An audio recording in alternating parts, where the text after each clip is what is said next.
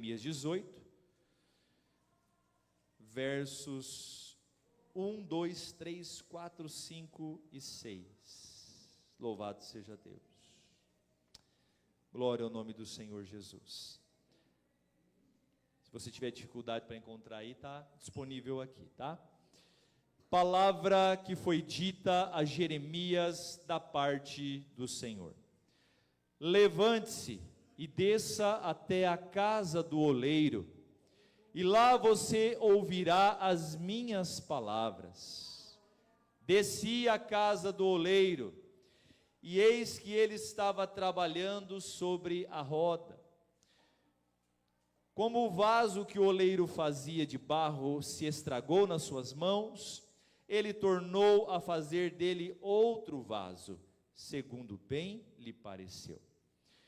Então a palavra do Senhor veio a mim, dizendo: Casa de Israel, será que não posso fazer com vocês como fez esse oleiro? Diz o Senhor. Eis que como barro na mão do oleiro, assim são vocês na minha mão, ó casa de Israel. Pai, mais uma vez adentramos a tua presença em oração, suplicando pela tua doce presença. Suplicamos ao Deus Espírito Santo, que é aquele que nos revela o querer, a vontade, que nos revela a palavra do Senhor. Que o Espírito Santo de Deus possa, de uma forma muito especial, tocar vidas, corações, trazendo consolo, trazendo edificação, trazendo, Senhor, fortalecimento e também correção, se for necessário. Feliz o homem e a mulher a quem Deus corrige, porque enquanto Deus está nos corrigindo, é sinal que o Senhor tem tido misericórdia, tem um plano sobre nós e deseja o melhor para nós. Pai, oramos para que a tua palavra fale aos nossos corações, não aquilo que nós queremos, mas aquilo que o Senhor tem para nós. Oramos assim no santo e poderoso nome de Jesus. Amém. Queridos, palavra bastante conhecida, pelo menos da grande maioria aqui. Quem nunca ouviu falar sobre a passagem de Jeremias, descendo a casa do oleiro? A gente precisa explicar algumas coisas, porque o tempo vai passando, e a gente vai ficando velho, e o velho no sentido bom, né, irmãos? Experiente. Nós que somos mais experientes, a gente já está mais habituado com algumas linguagens, os mais novos não, né? Quando fala da casa do oleiro e fala da roda do oleiro, os mais jovens talvez não sabem o que é isso, né? O oleiro é o fabricante de vasos, de uma forma muito artesanal, de uma forma muito rústica. Ainda hoje tem, esses dias atrás eu vi no Pequenas Empresas, Grandes Negócios, lá no Nordeste, uma artesã fazendo vaso na roda. É uma roda de madeira ligada a hoje tem um motorzinho, mas naquela época ela era ligada, né? Tinha algumas ligações com cabos e tem um pedalzinho, e o oleiro vai pisando no pedal, a roda vai girando, ele coloca a argila ali, o barro ali, e com mãos muito habilidosas ele vai dando forma ao barro.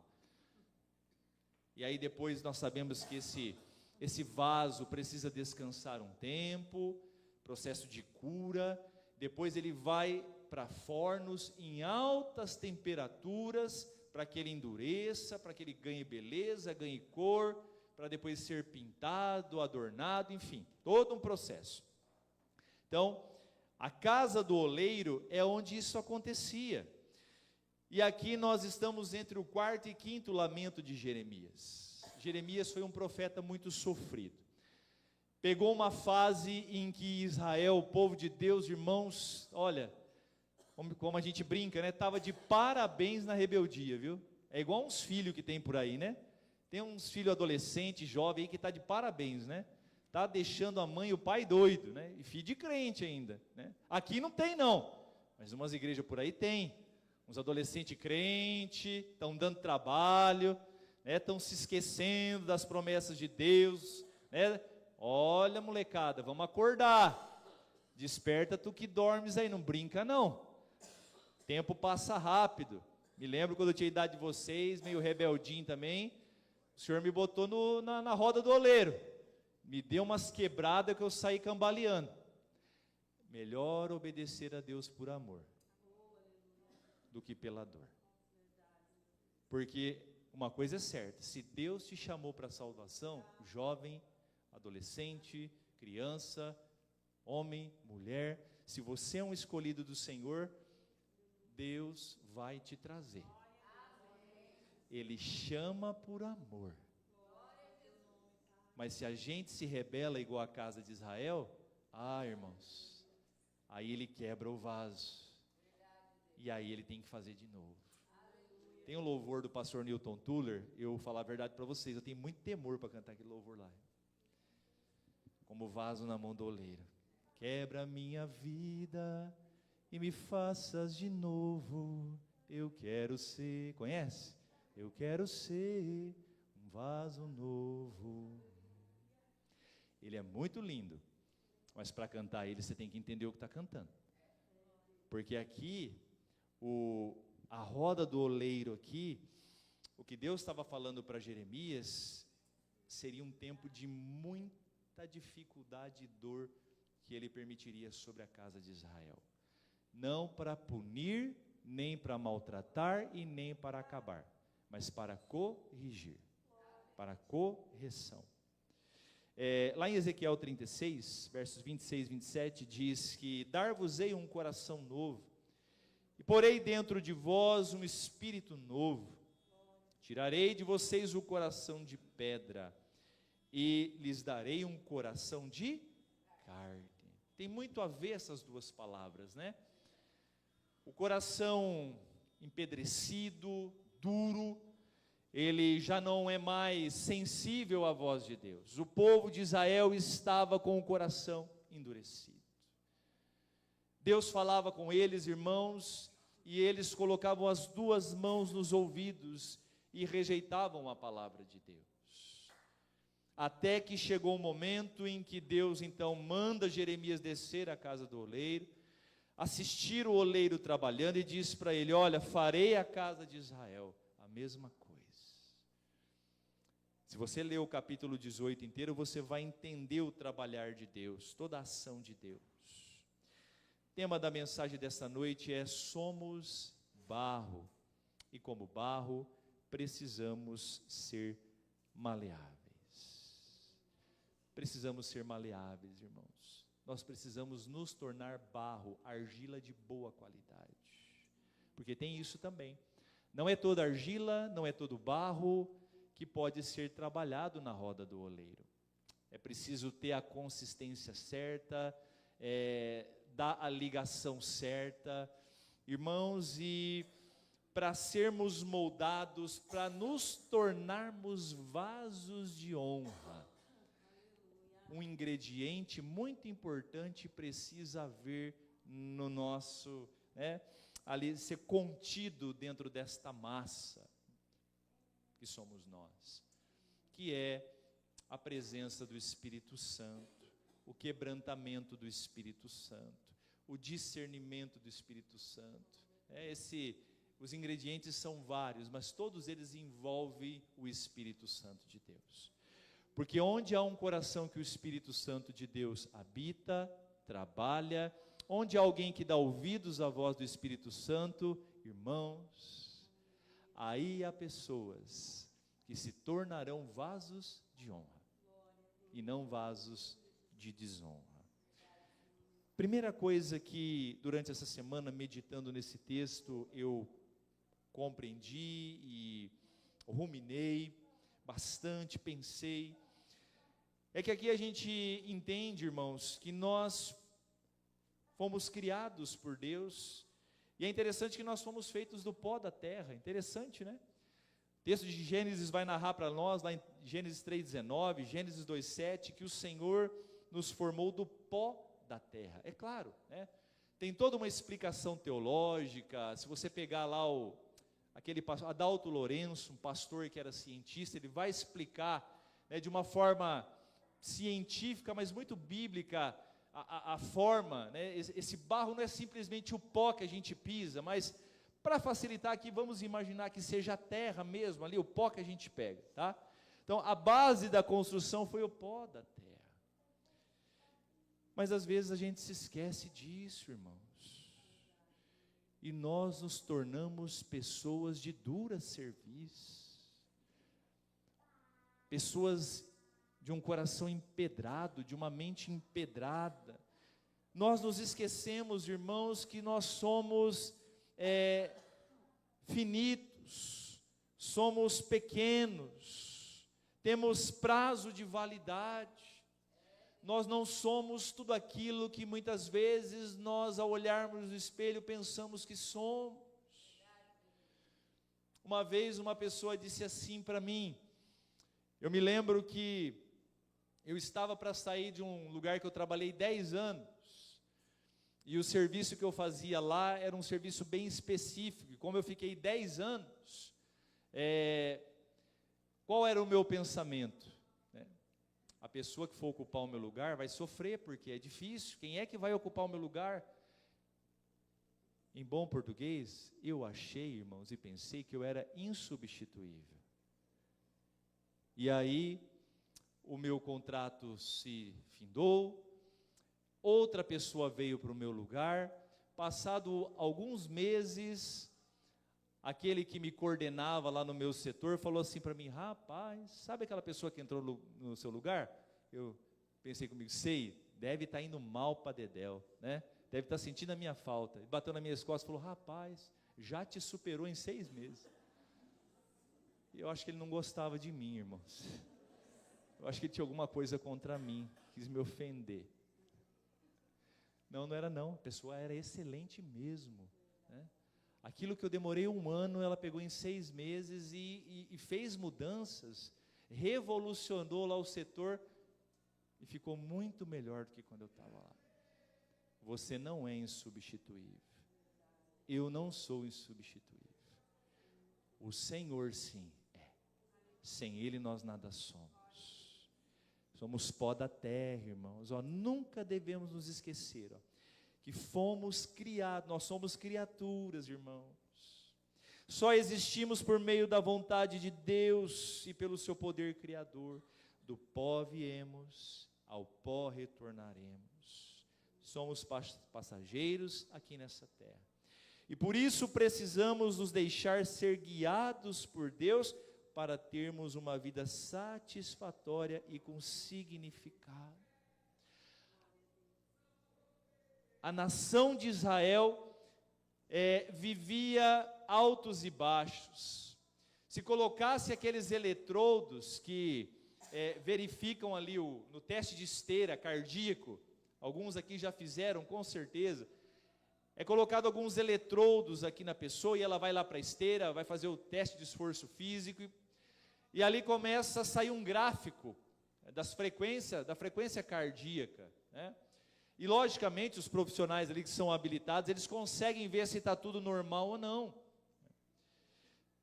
Com certeza, se tiver muitos picos de oscilação, alguma coisa está estranha. E a nação de Israel, ela era assim, altos e baixos, altos e baixos.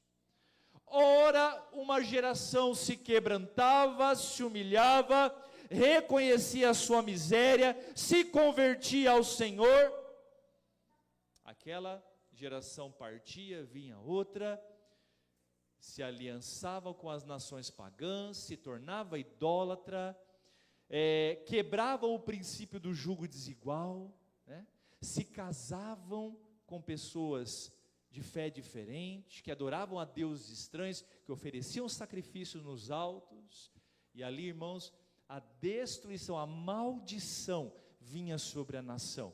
E o que acontecia? A nação se tornava dura, empedrada, ouvidos agravados. O que é ouvido agravado? Ouvido inflamado, fechado, tomado de pus, não ouve.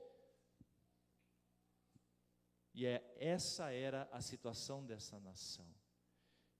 Meus irmãos, nós somos uma geração privilegiada, porque nós temos 66 livros que formam o cânon da Bíblia. 39 no Antigo Testamento, 27 no Novo. Temos 4 evangelhos tremendos, maravilhosos. Temos os Atos dos Apóstolos, que é o que as irmãs estudarão amanhã no PG. Irmãos, e pensa num estudo. A Aline ali é a responsável pedagógica, ela passa para mim avaliar. Irmãos, não perde nada para o material nosso aqui da EBD. Coisa maravilhosa. Nós temos 13 cartas paulinas. Irmãos, nós temos tanto, mas tanta palavra, tantos exemplos, tantas chances de nos deixarmos moldar para sermos vasos de honra. Mas assim como a nação de Israel, a igreja brasileira, a igreja mundial, a igreja de Cristo hoje, ela está se endurecendo. Ela está fechando os ouvidos para Deus. Ela está se achando muito mais do que é. Nós precisamos regressar, irmãos. Precisamos voltar ao lugar onde, estou falando de uma forma geral, tá? A igreja como um todo. Nós precisamos voltar lá atrás aonde nós caímos, onde nós perdemos a essência da adoração, a capacidade de ouvir a Deus, de sermos servos, de amar, de perdoar, enfim, precisamos urgentemente. Jeremias 18:15, só para você ter uma ideia de como estava a nação, irmãos. Eu vou ler aqui o verso 12 ao verso 15, olha só. Lá no versículo 11, Deus vai dizer assim, portanto, fale agora ao povo, Jeremias, fale ao povo de Judá e a todos os moradores de Jerusalém, assim diz o Senhor, eis que estou forjando, fabricando uma calamidade e formando um plano contra vocês. Deus está dizendo, e Ele diz assim, por isso, convertam-se cada um de vocês do seu mau caminho, e corrijam a sua conduta e as suas ações. Olha como Deus é maravilhoso, irmãos. Ele está anunciando, eu vou pesar a mão, eu vou entrar com juízo, todavia eu lhes dou uma chance, convertam-se. O que é converter? O que é fazer uma conversão? É você estar indo nesse sentido e mudar a rota. Vocês estão indo contra mim, vocês estão se levantando contra mim. Se convertam, cada um de vocês do seu mau caminho, e corrijam a conduta de vocês, as suas ações. Verso 12, olha o que o povo respondeu, irmãos. Não, é inútil, porque seguiremos os nossos planos, e cada um fará segundo a dureza do seu coração maligno. Portanto, assim diz o Senhor.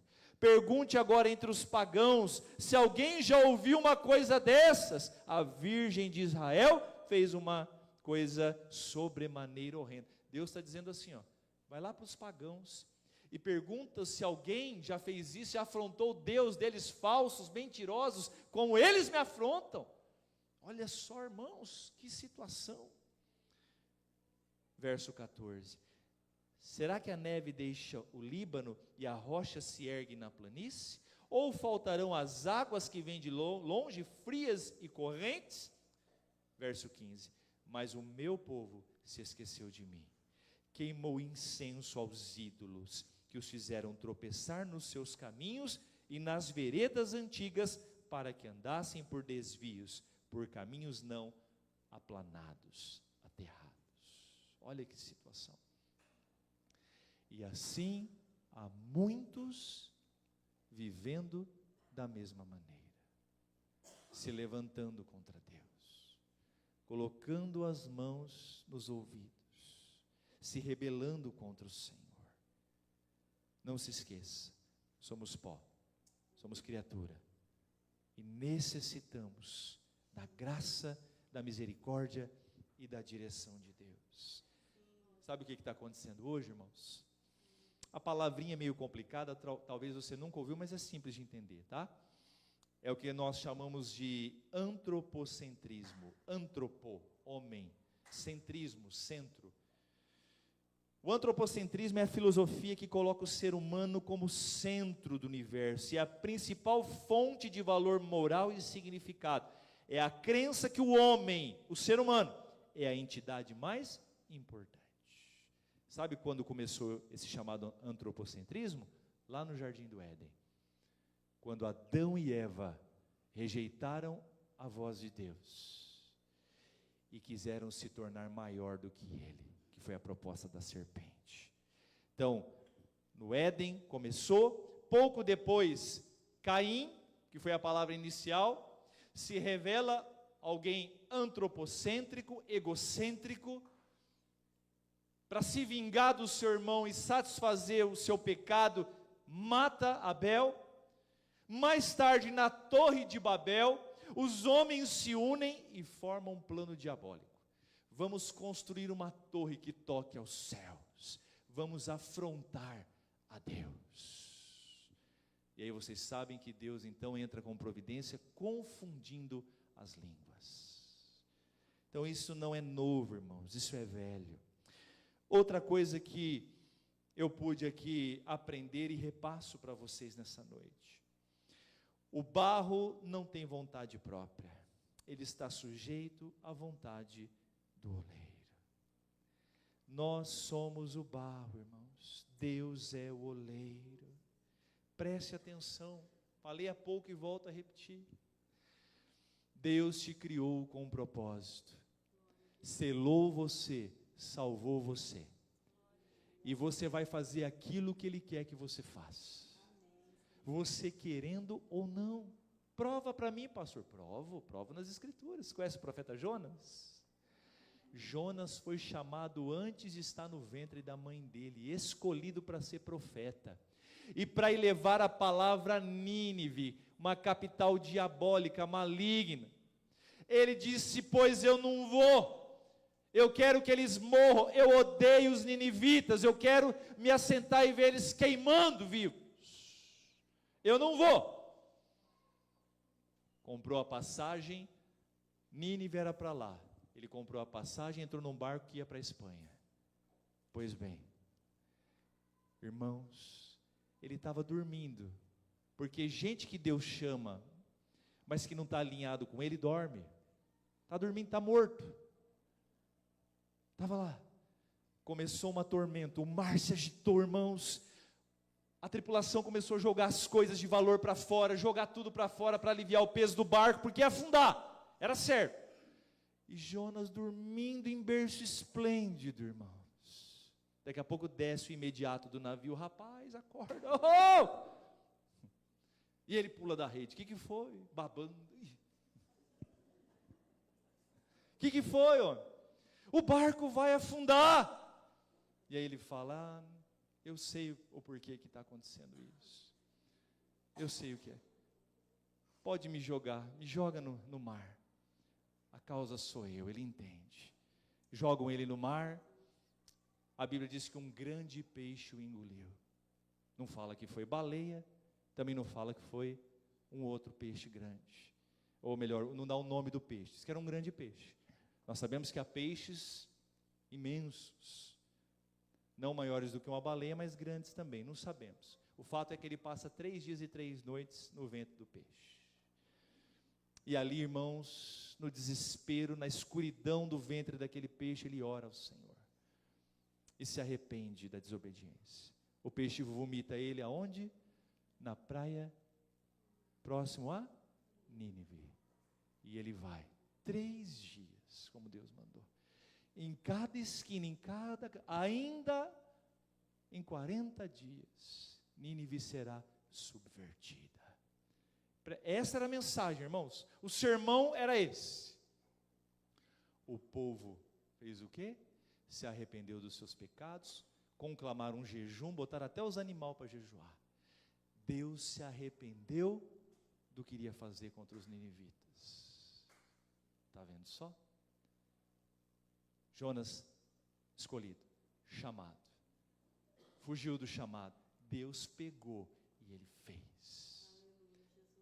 Ele, no final de tudo, você pensa que ele se alegrou? Ficou com ódio ainda, mas ele fez o que ele foi chamado para fazer. Deus chamou você, mulher, homem, jovem, para servi-lo, para adorá-lo, para cumprir o propósito dele nessa terra. Não se engane, você pode até dar umas bandas para cá e para lá, Deus vai te pegar e vai trazer você para o eito. Mas aqui vai o aviso de alguém que já passou por algumas, até entender o que hoje entende, e passarei por outras, porque preciso entender outras coisas também. Cabecinha dura. Ouça a voz de Deus, obedeça ao Senhor, por amor. Se sujeite ao Senhor, deixe Ele trabalhar na sua vida. Isaías 46, 9 e 10, Gisele, por favor. Isaías 46, 9 e 10. Lembre-se das coisas passadas, das coisas da antiguidade, que eu sou Deus e não há outro. Eu sou Deus e não há outro semelhante a mim. Desde o princípio anuncio o que há de acontecer, e desde a antiguidade revelo as coisas que ainda não sucederam. Eu digo, meu conselho permanecerá em pé, e farei toda a minha vontade. Meu Deus do céu. Tem hora que eu penso, como aquele povo ouvindo Deus falar isso, fazia o que fazia. Aí eu lembro que nós ouvimos também, e fazemos o que fazemos. Terceiro. Primeiro, fomos criados por Deus do pó da terra. Segundo, o barro não tem vontade própria, está sujeito à mão do oleiro. Precisa entender isso. E por último, seja maleável. Deixe o Senhor fazer de ti um vaso de honra. 2 Timóteo 2, 20 e 21, Gisele. 2 Timóteo 2, 20 e 21. Ora, numa grande casa não há somente utensílios de ouro e de prata, há também de madeira e de barro, alguns para honra, outros porém para desonra. Assim, pois, se alguém se purificar destes erros, será utensílio para honra, santificado e útil ao seu Senhor, estando preparado para toda boa obra. Algumas versões não falam utensílio, fala vaso, tá? Meus queridos, nós sabemos que numa casa nem todo vaso é vaso de honra, né? Tem uma utilidade significativa. Nessa época aqui, quando Paulo escreve a Timóteo, os vasos eram algo muito presente na sociedade. Eles dependiam muito de vasos, para transportar água, para armazenar vinho. Então nas casas tinham muitos, não eram um só não.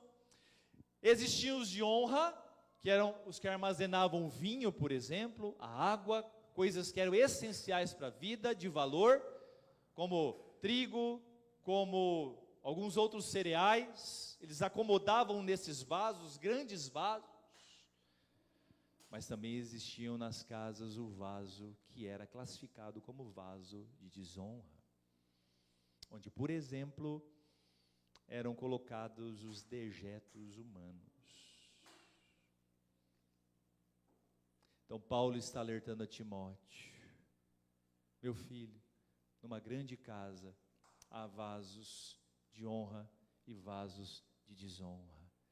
Mas se nós nos atentarmos à palavra de Deus, se permitirmos o Senhor nos moldar, fazer de nós, Ele fará de nós vaso de honra.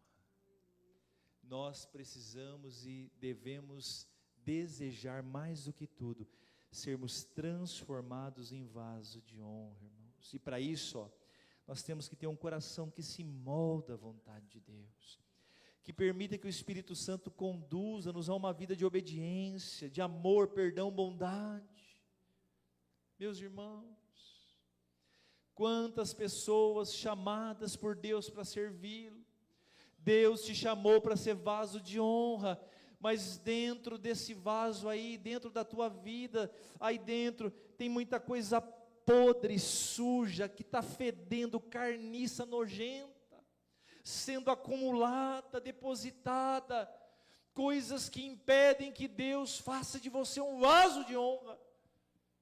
Mas eu tenho uma boa notícia para te dar, que se hoje ouvirdes a voz do Senhor, e se arrependerdes do teu pecado, irmãos, Deus vai não só tirar aquilo que está podre, fedendo, que é o pecado, mas Ele vai purificar.